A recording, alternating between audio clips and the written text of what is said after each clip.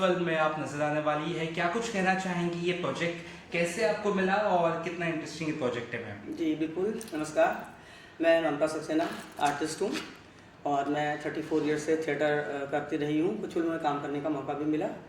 इरम जी हमारे कानपुर से हैं और हम दोनों ने साथ में थिएटर किया है। एक ABC चैनल है जो यूपी कवर करता है, उसमें भी वो असिस्टेंट डायरेक्टर रही हैं और कॉन्सेप्ट राइटर भी रही हूँ। मैं एज ए आर्टिस्ट थी, एज ए न्यूज़ एंकर थी वहाँ पे। तो वहाँ से इरम जी का साथ हमें मिला और आज तक कायम है। तो काफ़ी समय से मैं जुड़ना चाह रही थी इरम जी के प्रोजेक्ट से, लेकिन कुछ ऐसा हो रहा था कि मेरी एज के लायक या मेरे हिसाब का कोई ऐसा काम नहीं था। तो जैसे ही शादी बाद उन्होंने प्रोजेक्ट शुरू किया, उन्होंने मुझे फ़ोन किया और बुलाया ऑफिस। मैं पहुंची और इस तरीके से मुझे ये प्रोजेक्ट मिला। ममता मैम, जानना चाहता हूँ इससे पहले आपने किस तरह का काम किया, क्योंकि आप थिएटर बैकग्राउंड से भी काफ़ी काम आपने किया है। ज़रा दर्शकों को बता सकें किस तरह का काम आपने किया है? और जी, मैं 89 से थिएटर कर रही हूँ बिफोर माई मैरिज, और इतने सारे मैंने प्ले किए हैं, शायद 35-40 क्रॉस किए होंगे मैंने। कुछ फेमस प्लेज हमारे रहे हैं और आशीर्वाद इतना परमात्मा का रहा है कि सभी में मुझे लगभग लीड कैरेक्टर ही करने को मिला है। और उसके बाद हमारे यूपी में, कानपुर में, लखनऊ में हमारे प्रोडक्शन हाउस आने शुरू हुए। मुंबई से लखनऊ आने शुरू हुए। तो कुछ लोग जो हमारा थिएटर देखते थे उन्होंने हमारे नंबर लिए और इस तरीके से कुछ कोऑर्डिनेटर से मुलाकात हुई और इस तरीके से मुझे फर्स्ट प्रोडक्शन जो मिला था वो यश चोपड़ा जी का मिला था। फिल्म थी इश्क ज़्यादे, जिसमें मुझे परिणीति की चाची जान का रोल था और 5 बार ऑडिशन लिया गया था। उसके बाद हबीब फैजल साहब ने मुझे इसके लिए फाइनल किया था। उसके बाद मैंने किया है बुलेट राजा सिंह, सैफ अली की मदर का रोल किया है। उसके बाद मैंने किया है एक और द्रोणाचार्य जो पोस्ट प्रोडक्शन है, अभी चल रहा है। बाला में मैंने एक छोटा सा रोल किया था आयुष्मान खुराना जी को जो देखने लड़की वाले आते हैं, उनकी लड़की के माता पिता के साथ में मैंने किया था। राम की जन्मभूमि बड़ी विवादित फिल्म रही है और पूरी आर्मी फोर्स के अंदर उसका शूट किया गया है। उसके बाद भी उसको जो है टॉकीज में लगने से रोका गया था। उसमें मैंने लीड कैरेक्टर की मदर का रोल किया था। और बम फाड़ फिल्म है, परेश रावल जी के बेटे लॉन्च हुए थे, उनके साथ मैंने काम किया है। मेरा एक कॉलेज लेक्चरर का रोल था उसमें। और इस तरीके से कुछ कुछ करते करते मैं पहुंची हूँ 2019 में। BR चोपड़ा जी की फिल्म थी पति पत्नी और वो, जिसमें भूमि पेडनेकर जी की मौसी का कैरेक्टर था मेरा। और यश राज का जब मैंने प्रोडक्शन किया था उस समय भूमि जी जो हैं कास्टिंग डायरेक्टर थी और उन्होंने ही मुझे कास्ट किया था। तो जब पति पत्नी और वो के सेट पे उन्होंने मुझे देखा, अरे ममता जी एकदम से बहुत खुश हुई और हमें भी बहुत अच्छा लगा कि उन्होंने इतनी बड़ी हीरोइन होने के बाद मुझे पहचाना। तो ये तो रहा हमारा फिल्मी सफ़र जो 2019 तक रहा। उसके बाद ऑडिशंस बहुत सारे दिए, लेकिन ऐसा नहीं हुआ कि कोई मुझे प्रोजेक्ट मिला हो। थिएटर की बात कहूँ तो 89 से कंटिन्यू नहीं हो रहा है 2018 तक। 2015 में मैं परेशान रही थोड़ा अपनी बीमारी की वजह से, मुझे कैंसर हुआ था। ब्रेस्ट कैंसर सर्वाइवर हूँ मैं।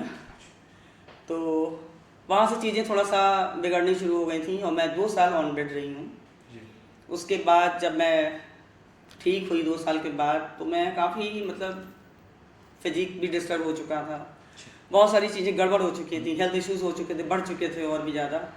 तो उन सब चीज़ों से मैं रिकवर होते हुए भी मैंने फिर भी ऑडिशन देना नहीं छोड़ा और कंटिन्यू किया। और मैंने 2018 तक प्ले भी किया दिल की दुकान, जिसमें कि बड़ा एक अच्छा कॉमेडी रोल तो मैंने किया था और लोगों को वो इतना पसंद आया था कि नेक्स्ट डे फिर उन्होंने कहा कि नहीं, एक शो ही और होना चाहिए। तो इस तरीके से मेरी जर्नी रही है बचपन से, जब से जन्म लिया था सिर्फ और सिर्फ आर्टिस्ट बनना था। ममता जी, आपका इस फिल्म में किस तरह किरदार है, अगर बता सके? अगर जी बिल्कुल, शादीबाज में मेरा एक ऐसे लेडी का कैरेक्टर है जो कि लीड कैरेक्टर से बिल्कुल जुड़ी हुई है, कनेक्ट है।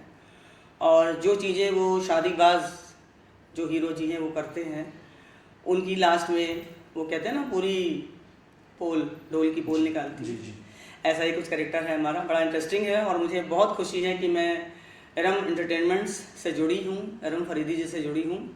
हमने बहुत टाइम पहले साथ में काम किया था और हमारा इतना प्यार है कि वो मुझे भाभी कहती हैं और कहती हैं कभी कभी कि मम्मी की तरह लगती हो मेरे साथ। तो बहुत प्यार है, बहुत सपोर्ट है और ये हम इसको यही कहेंगे कि परमात्मा का आशीर्वाद है, यूनिवर्स का आशीर्वाद है।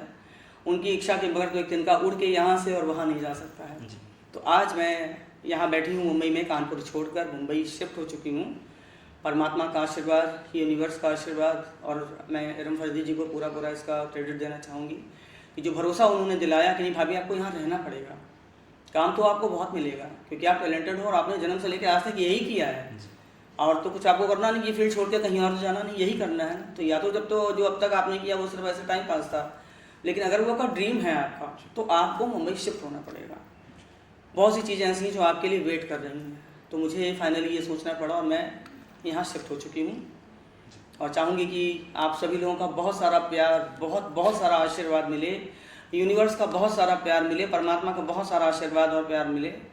और मैं जन्म के साथ ही एक आर्टिस्ट पैदा हुई थी, और जब दुनिया से मैं जाऊँ तो लोग कहें कि हाँ, ममता सक्सेना एक अच्छी आर्टिस्ट थी। फिल्म में और किस तरह किरदार है या कितने किरदार है, कौन एक्टर है, कुछ अगर बता सके डायरेक्टर? देखिए, बहुत ज़्यादा डिटेल तो मुझे मालूम नहीं है, मुझे कॉन्सेप्ट ये मालूम है कि ये एक ट्रू स्टोरी है। ऐसा किसी के साथ लाइफ में हुआ है कि 1 2 3 नहीं 20 शादियां वो करता रहता है, और सिर्फ लड़की की प्रॉपर्टी, पैसा, बैंक बैलेंस और जो भी उसको चाहिए होता है उसके लिए करता है। उसका लाइफ पार्टनर जैसा कोई ऐसा इंटेंशन नहीं रहा है कभी भी। तो ये ट्रू स्टोरी है, और इसको जब फिल्म में कन्वर्ट किया जाता है तो कुछ चीज़ें माइनस प्लस होती ही हैं, लेकिन कॉन्सेप्ट बिल्कुल उसका जो है वही है। और ये समाज के लिए एक बहुत अच्छा मैसेज है कि आजकल जो लड़कियां हैं, सिर्फ देख लिया एकदम हीरो टाइप का लड़का, मॉडर्न और पैसे वाला दिख रहा है, या नहीं भी दिख रहा है, नहीं है उसके पास लेकिन वो दिख रहा है, ऐसे के जाल में मोहब्बत में आ जाती है। उनको फ़र्क भी नहीं पड़ता है, क्योंकि जनरेशन जो आज की, मैं सबको तो नहीं बोलूँगी कि सब ऐसी होती हैं, लेकिन मोस्टली ऐसा होता है कि ना कि कम टाइम में ऊपर पहुँच जाए।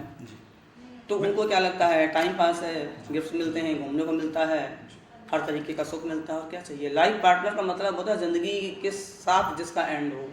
तो ये आजकल का जो है मेंटालिटी लोगों की बदल रही है, और ये एक तरीके का समाज को मैसेज है, उन लड़कियों के लिए मैसेज जो इस तरीके की मेंटालिटी रखती हैं, ठीक है, कि जीवन जो होता है वो कुछ वैल्यूज़ पे आधारित होता है, वो कंटिन्यू करना चाहिए। बहुत अच्छा समाज को मैसेज है, और इंटरटेनिंग फिल्म इतनी है कि सबको बहुत मज़ा आएगा, और जब वो हॉल से निकलेंगे तो उनको बिल्कुल ऐसा नहीं लगेगा कि अरे यार क्या देखा, पैसा वसूल जी, और साथ में मैसेज भी होगा। तो नए कलाकारों को क्या कुछ मैसेज आएगा आपकी तरफ से मैम, जो एक्टर्स बनना चाहते हैं ऐसा कुछ, क्योंकि आपने एक बहुत बड़ा वक्त अपने सिनेमा को दिया है, एक्टिंग को दिया है, 35-36 साल से ऊपर तो होने क्या जा रहा है। नए कलाकारों को क्या मैसेज आएगा जो इस फील्ड में आना चाहते हैं, जो इरम मैम जैसे प्रोड्यूसर बनना चाहते हैं या आप जैसे एक्ट्रेस बनना चाहते हैं, उन्हें क्या मैसेज आएगा?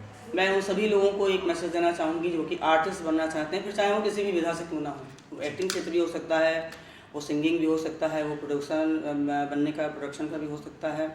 तो कुछ चीज़ें हमें सबसे पहले किसी के साथ ऐड होकर सीखनी पड़ती हैं। जैसे एक वकील होता है ना, पहले असिस्ट करता है, फिर वो बड़ा लॉयर बन जाता है। तो आर्टिस्ट के लिए भी ऐसा ही होता है, पहले कुछ सीखना पड़ता है। उसके लिए थिएटर भी है, उसके लिए अच्छे लोगों का साथ भी है।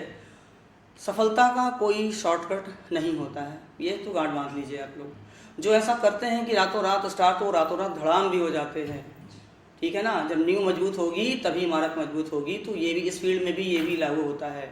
इसके लिए शॉर्टकट का कोई मतलब नहीं है। आप अपनी मेहनत पे भरोसा रखिए, आप अपने काम पर भरोसा रखिए, ऊपर वाले पे भरोसा रखिए, और कंटिन्यू करते रहिए। पानी की बूंद जब एक पत्थर पर लगातार टप टप गिरती है तो एक टाइम ऐसा आता है कि वहाँ पे भी गड्ढा हो जाता है।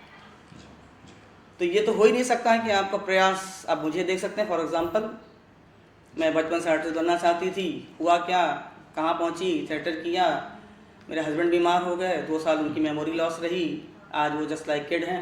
मैं यही कहती हूँ, सबसे बड़ा बेटा मेरा 31, उससे छोटा 25, और सबसे छोटा 60 में से 0 हटा दीजिए, ओनली 6 ईयर। मैं उनकी वैसे ही केयर करती हूँ जैसे कि एक 6 साल के बच्चे की जाती है। फिर भी उन्होंने जॉब कंटिन्यू रखा 25 साल की, सरकारी जॉब थी, चल जाता था जैसे तैसे था। बैंक में बहुत सारी समस्याएं आई, लोगों ने उनको निकालना चाहा कि ये टाइम पास आदमी, ये काम नहीं करता है, ब्लेम किया, कहीं कुछ चोरी का इल्ज़ाम लगाया, कुछ किया। मैं आर्टिस्ट हूँ, जब तक हमको काम नहीं मिलेगा हमारे पास अर्निंग कहाँ से आएगी। तो किस तरीके से मैं जीवन को सर्वाइव करती रही हूँ। उसके बाद 2013 में मैं डिप्रेशन में चली गई, उससे उभरी तो 2015 में मैं कैंसर से सफ़र हुई, और 2 साल मैं ऑन बेड रही, और अभी भी मेरा ट्रीटमेंट चल रहा है। 2 टैबलेट मुझे रोज़ खानी होती है, और हर साल में 2 बार एडमिट होना पड़ता है। अभी 2 साल और भी कंटिन्यू चलेगा। तो कहने का मतलब ये है कि जर्नी मेरी आपको ये बताती है कि मैंने हार नहीं मानी और हार नहीं मानूंगी। एक फिनिक्स एक होता है पक्षी, जो अमर पक्षी कहा जाता है, जो कभी नहीं मरता। उसको जला भी दीजिए, कुछ भी कर दीजिए, फिर से वो निकल आता है। मैं कुछ ऐसे ही फिनिक्स टाइप की पंछी हूँ। बहुत थैंक यू सो मच। सफलता का कोई शॉर्टकट नहीं होता है, इसको गांठ बांध के रखें। धन्यवाद। Thank you ma'am, thank you so much.